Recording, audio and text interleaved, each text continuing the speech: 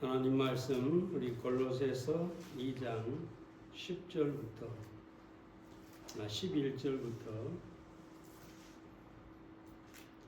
15절까지 있는 말씀입니다. 골로새서 2장 11절부터 15절까지의 말씀인데요. 11절만 읽고 말씀을 보겠습니다.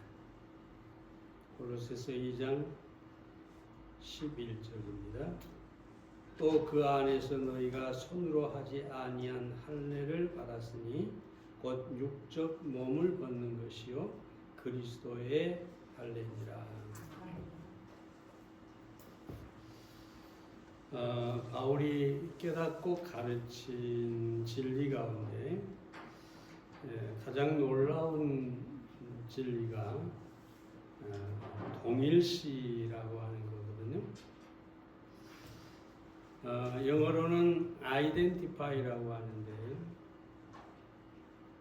둘 이상의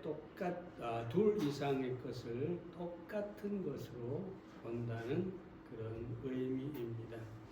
예수님과 동일시되었다는 말은 믿는 자가 예수님과 똑같이 되었다는 것이죠. 이런 사실을 가장 잘 표현하고 있는 구절 가운데 하나가 갈라디아서 2장 20절입니다. 내가 그리스도와 함께 십자가에 못 박혔나니. 예수님이 십자가에 못 박힌 순간에 우리도 예수 그리스도와 함께 십자가에 못 박혔다는 것이죠. 이것이 바로 동일시라고 하는 것입니다. 바울은 오늘 본문에서 이 동일시된 네 가지 사실들을 말해주고 있습니다. 첫째로 우리는 예수 안에서 할례를 받았습니다. 11절 말씀을 보겠습니다. 또 그 안에서 너희가 손으로 하지 아니한 할례를 받았으니 곧 육적 몸을 벗는 것이요 그리스도의 할례니라. 할례는 유대인들의 종교적 의식으로 태어난 지 8일 만에 남자아이의 생식기의 겉표면을 베는 것이죠. 이 할례는 창세기 17장에서 최초로 하나님이 아브라함과 그 자손이 행해야 할 의식으로 명하셨습니다. 이후 할례는 유대인의 표식이 되었죠. 유대인의 할례는 하나님께 속한 언약의 백성이라는 표시였습니다. 그리고 또 하나는 하나님께 순종하며 거룩한 삶을 살아야 할 의무를 지닌 것이라고 보았습니다. 그래서 모세는 신명기 10장 16절에서 그러므로 너희는 마음의 할례를 행하고 다시는 목을 곧게 하지 말라라고 하는 것이죠. 예레미야 4장 4절에서 유대인과 예루살렘 거민들아 너희 스스로 할례를 행하여 너희 마음 가죽을 베고 나 여호와께 속하라 이렇게 얘기하고 있죠. 할례는 단순히 몸의 일부를 베는 의식 그 이상의 것이라는 거죠. 하나님의 언약의 백성으로서 순종하는 의미를 가지고 있는 것이죠. 유대인은 육체적 할례의 의식에만 머물러 있었어요. 그래서 바울은 로마서 2장 28절에서 대저 표면적 유대인이 아니요 표면적 할례가 아니라 이렇게 얘기하고 있습니다. 우리가 흔히 이것을 의식주의라고 얘기를 할 수가 있습니다. 할례를 받고 하나님의 백성이라고 여긴 유대인들에게 바울은 진정한 하나님의 백성이 아니라는 것이죠. 단순히 육체적으로 할례를 받았다고 해서 하나님의 백성이 아니라는 것입니다. 단순히 의식주의에 빠져 있다고 얘기하고 있는 것이죠. 오늘날 유대인과 같은 의식주의에 빠진 사람들이 있죠. 영세를 받았거나 세례를 받았거나 침례와 같은 것을 받았다는 것이죠. 그래서 그런 의식에 참여한 것 자체를 마치 어떤 신앙적으로 표현하고 있는 것입니다. 오늘날 유대인들과 같은 의식주의에 빠졌다고 하는 것은 정말로 잘못된 것이죠. 그래서 이렇게 물어보면 세례교인이다 이렇게 얘기하는 사람들이 종종 있는데요. 바울의 말을 빌리면 물로 행한 세례가 아니요 물로 행한 침례가 아니라는 것입니다. 거듭나서 하나님의 자녀가 된 사실이 없이 교회 의식만 받았다면 육체적 할례만 받은 유대인과 동일하다. 그렇게 볼 수가 있는 것입니다. 그러나 세례를 받았거나 성서적으로 물에 들어갔다 나오는 침례를 받았다 할지라도 의식이 하나님의 백성을 만들지는 못하는 것입니다. 육체의 할례만 받고 맹신한 유대인들과 전혀 다를 바가 없는 것이죠. 의식은 사람을 거듭나게 하거나 영적인 변화를 가져다 줄 수가 없기 때문입니다.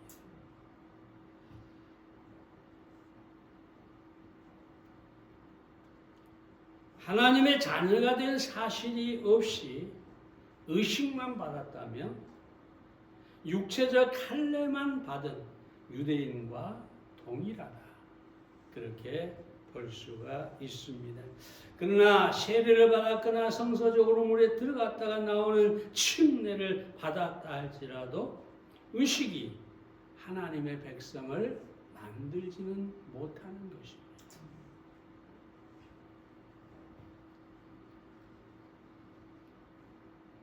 육체의 할례만 받고 맹신한 유대인들과 전혀 다를 바가 없는 것이죠. 의식은 사람을 거듭나게 하거나 영적인 변화를 가져다 줄 수가 없기 때문입니다. 본문으로 다시 가보면 믿는 자는 그리스도의 할례를 받았다라고 합니다. 이는 손으로 하지 아니한 할례를 받았다는 것인데 다시 말하면 영적인 할례로 그리스도와 동일시 되었다는 것입니다.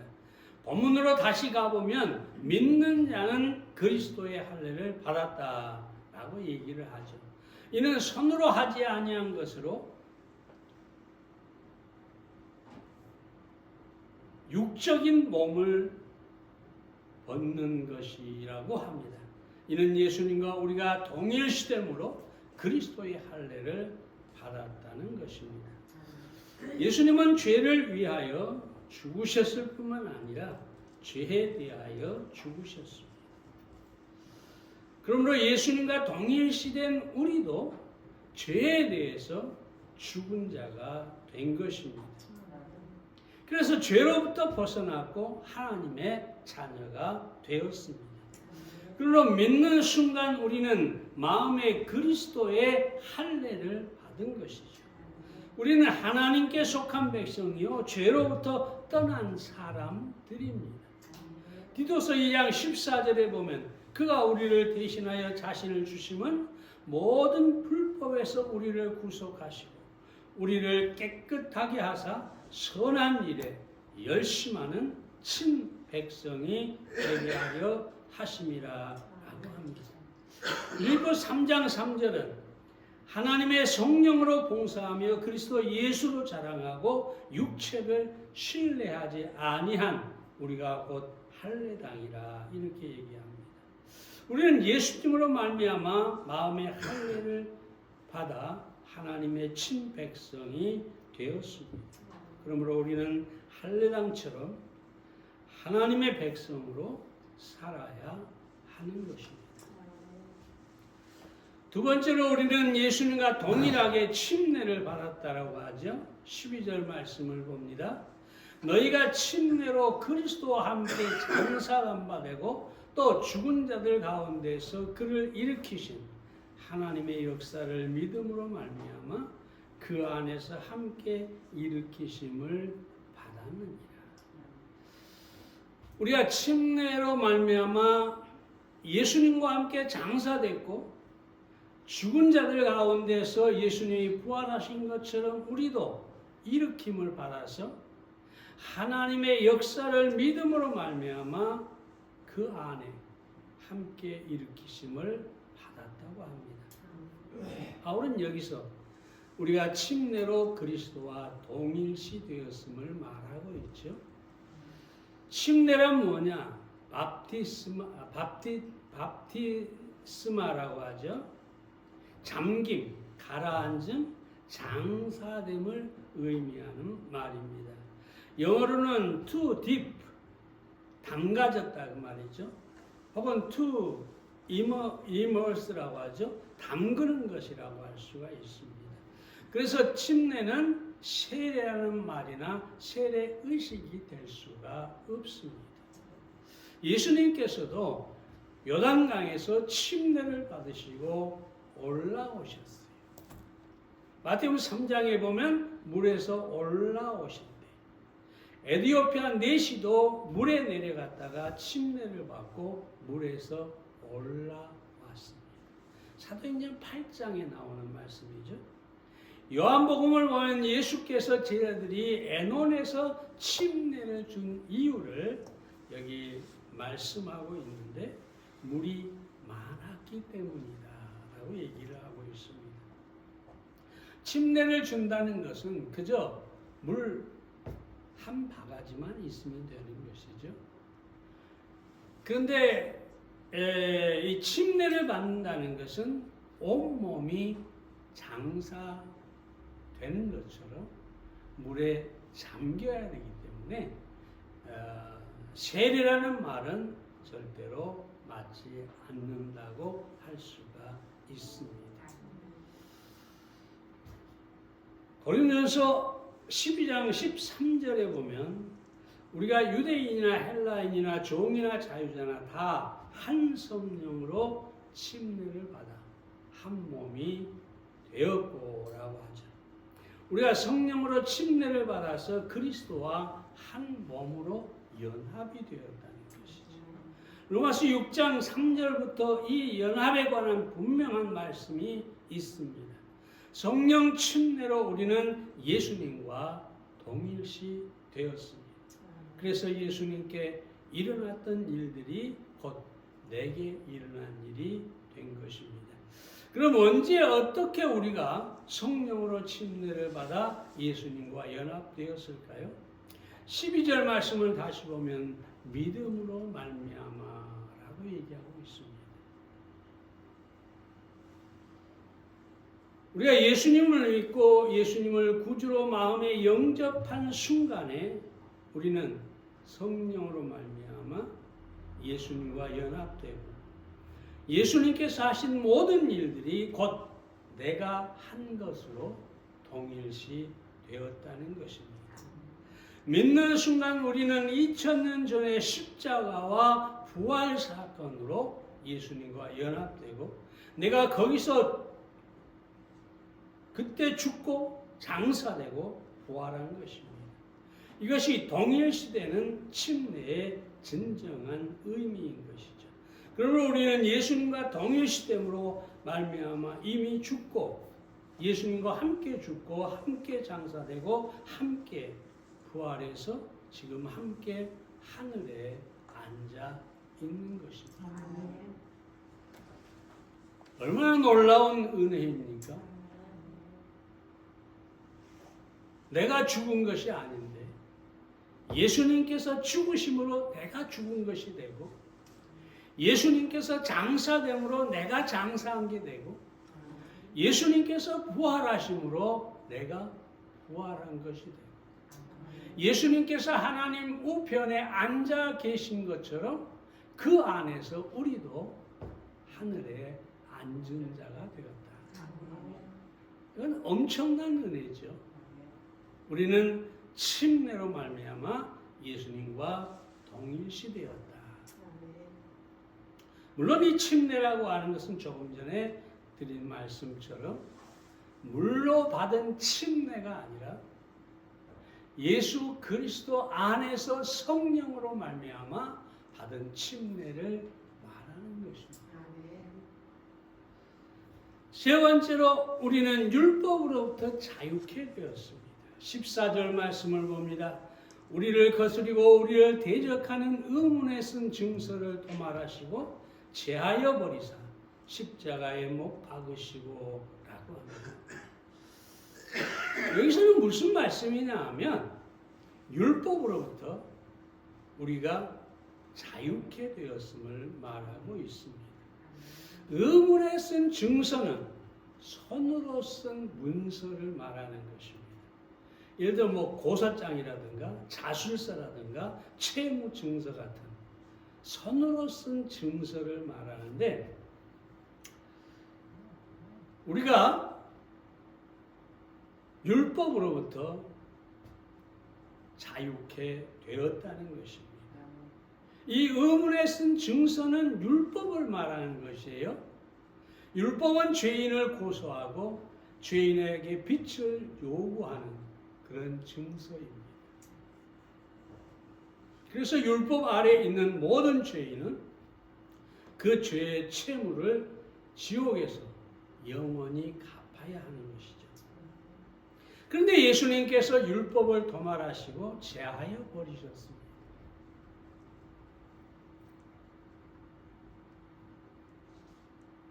십자가에 못 박힌 순간에 율법의 모든 것들이 그 십자가에서 함께 못 박혔다는 것이죠. 이 증서는 완료형으로 그 효력이 끝까지 간다는 것입니다. 하나님의 은혜죠. 완료형이죠.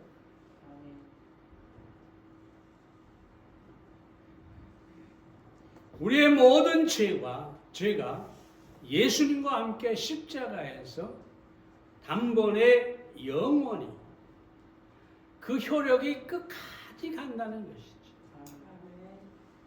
그 죄값이 다시 우리에게 돌아오지 않는다는 것입니다. 율법 아래에 있는 모든 죄인은 그 죄의 채무로 지옥에서 영원히 갚아야 되는데 예수님께서 율법을 도말하시고 제하여 버리셨어요. 여기 도말이라는 말은 문질러서 지워버렸다는 뜻이에요.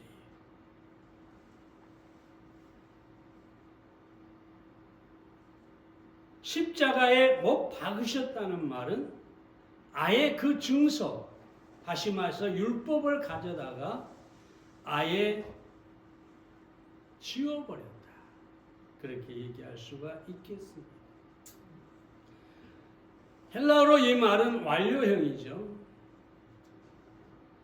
그 효력이 끝까지 지속된다는 뜻입니다. 율법은 구원받지 않는 사람에게는 여전히 살아있습니다.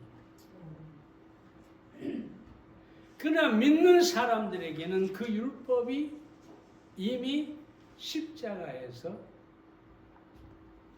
제해졌어요. 그 율법이 다시 우리를 향하여 죄값을 요구할 수가 없습니다.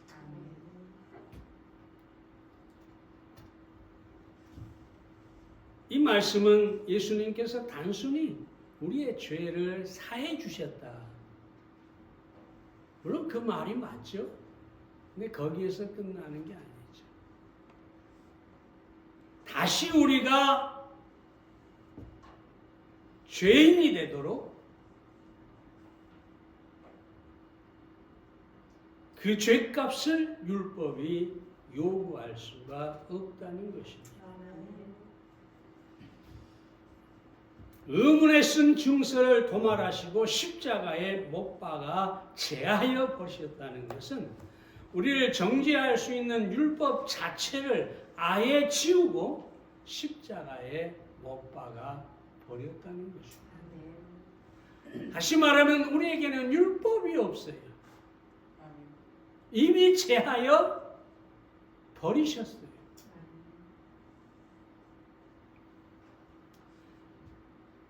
율법을 못 박아버렸다는 것이죠. 율법을 폐지시켰다는 거예요. 그래서 우리는 단순히 죄 사함만 받은 것이 아니라 율법 자체로부터 영원히 자유하게 된다. 하나님의 놀라운 은혜죠.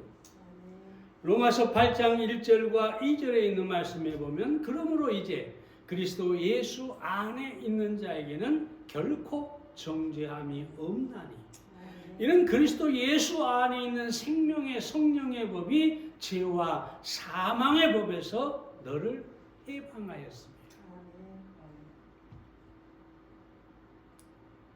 갈라디아 3장 25절에서는 뭐라고 그러냐? 믿음이 온 후로는 우리가 몽학 선생 아래 있지 아니하도다. 이 몽학 선생은 율법을 말하죠. 그 율법 아래 우리가 있지 않아요. 우리는 율법에서 이미 해방돼서 자유를 얻었어요. 예수 그리스도가 만약 지금도 율법 아래 있다고 생각해 보세요. 예수님께서 여전히 정죄가 될까요? 그럴 수 없죠. 예수 그리스도가 율법에서 완전히 벗어나 자유하게 된 것처럼 우리 또한 예수님과 동일하게 율법으로부터 벗어나서 자유하게 되었다는 것입니다.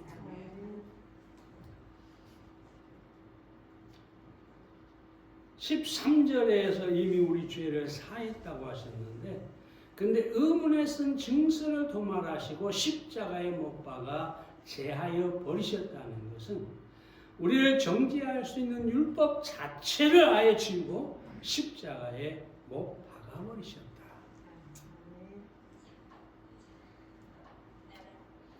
더 이상 율법이 우리 성도들의 죄값을 요구할 수 없도록 완벽하게 십자가에서 폐지시켜버렸다. 그래서 우리는 단순히 죄 사함만 받은 것이 아니라 율법 자체로부터 영원히 벗어나게 된 것입니다.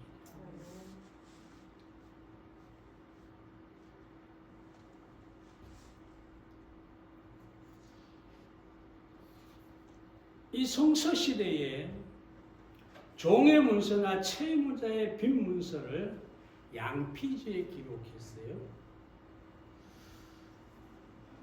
양피지가 있는 한 언제든지 그 내용은 효력을 발휘하게 되었습니다.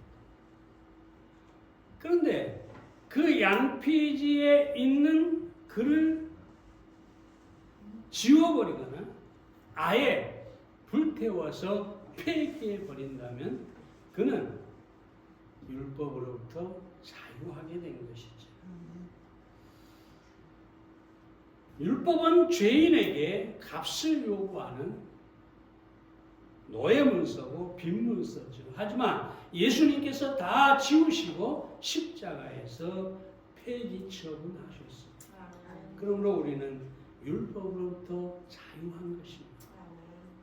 더 이상 우리를 하나님의 심판의 자리로 끌고 갈 법이 없습니다. 그야말로 할렐루야죠. 마지막으로 우리는 예수님의 십자가로 승리자가 되었습니다. 15절 말씀을 봅니다. 정사와 권세를 벗어버려 밝히 드러내시고 십자가로 승리하셨느니라. 이 말씀은 예수님께서 십자가로 말미암아 마귀의 모든 권세를 무장해제시키고 그 정체를 폭로하셨음을 의미하는 말씀입니다. 사단은 죄인들의 악한 권세자이죠. 죄인들은 그 권세 아래서 신음하고 고통을 당합니다. 그러나 주님이 십자가로 죄를 처리하심으로 사단의 모든 권세를 무장해제시켜 버린 것입니다. 예를 들어 전쟁에서 승리한 쪽은 패배한 자들의 무장을 완전히 해제시키는 것이죠. 칼이나 창이나 방패나 갑옷과 같은 모든 무장을 해제시키고 다시 대적할 수 없도록 하는 것입니다. 옛날에 전쟁에서 아예 도망갈 수조차 없도록 발에 힘줄을 끊거나 엄지발가락을 잘라버렸어요. 이런 것이 바로 무장해제라고 하는 것입니다. 예수님의 십자가에서 우리가 못 박힌 것은 우리에게 이 사단의 무장해제를 시켜버린 거예요. 다시 우리를 대적할 수 없도록 만든 것입니다. 심지어 옛날 전쟁에서는 아예 이 무장해제를 시키는데 완벽하게 모든 권세를 다 취하여 버렸던 것입니다. 요한복음 8장에 보면 간음 중에 잡힌 여인이 율법주의자들에게 붙잡혀왔죠. 저들은 율법을 통해서 고소합니다. 그러나 우리 주님이 뭐라고 합니까? 너희 중에 죄 없는 자가 먼저 돌로 치라고 하죠. 그 순간 율법주의자들은 완전히 무장이 해제되어 버린 것입니다. 더 이상 이 간음죄로 말미암아 잡혀온 여인을 고소할 수가 없었던 것이죠. 사단이 우리에게 우리의 죄를 가지고 우리를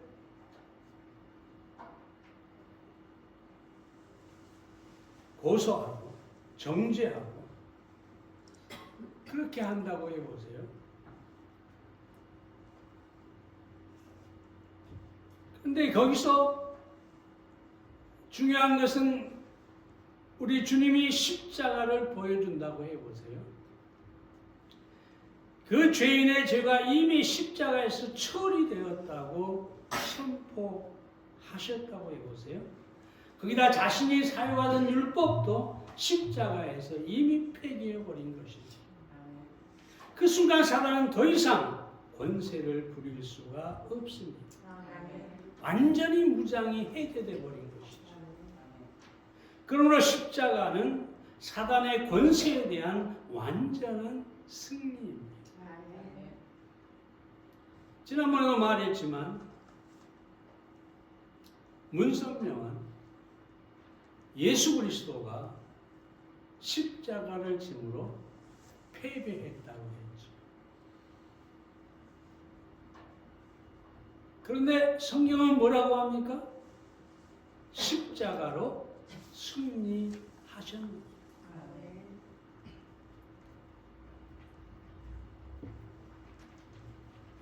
로마의 장군들이 승리하고 로마로 입성할 때 승리자의 영광을 말하는 것이죠. 예수님께서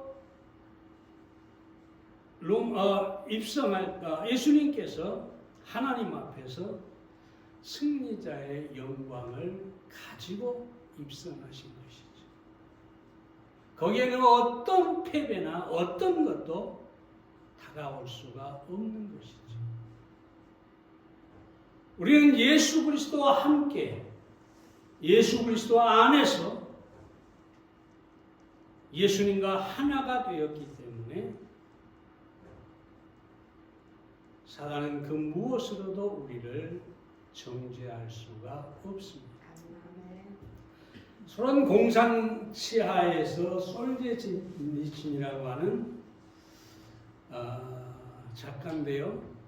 스탈린을 비난했다는 이유로 강제 노동 수용소에 끌려가서 이루 말할 수 없는 고통을 다 겪어야 했습니다. 하루는 열심히 노역을 하고 있는데 노역 중에 잠깐 공구를 수리하고 있는데 한 낯선 사람이 앞에 나타나더니 땅에다가 십자가를 그려놓고 사라졌어요. 한마디 말도 없었어요. 그 사람이 누군지도 몰라요. 그런데 땅에 그려진 십자가를 바라보고 생각에 잠긴 솔제니치는 이렇게 얘기하죠. 이제 나는 깨달았다. 이 십자가 안에 참 자유가 있다는 것을. 우리는 지금까지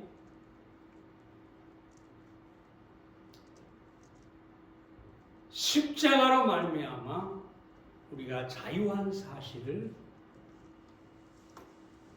살펴보았습니다. 십자가로 말미암아 육체의 고통에서 영혼의 자유를 누리다가 솔제니치는 풀려났고 책을 쓰고 십자가 안에서 자유를 말하게 되었습니다. 여러분, 십자가는 승리입니다. 문선명이 말한 것처럼 패배가 아닙니다. 육체의 고통 속에서 영혼의 자유를 누리는 그런 십자가예요. 이 십자가로 말미암아 우리는 예수님과 동일시되었기 때문에 우리는 율법도 사람도 우리를 어찌할 수 없는 그런 자유인이 되었습니다. 예수 그리스도 안에서 우리는 할례를 받음으로 예수님과 동일시되었고 예수님과 예수의 이름으로 침례를 받음으로 예수님과 동일하게 되었고 율법으로부터 자유함을 얻었으며 십자가에서 승리를 얻게 되었습니다. 예수 그리스도 안에서 우리가 온전히 예수님과 하나가 되었음을 여러분 믿으시고 그 안에서 자유를 누리시기 바랍니다. 기도하겠습니다.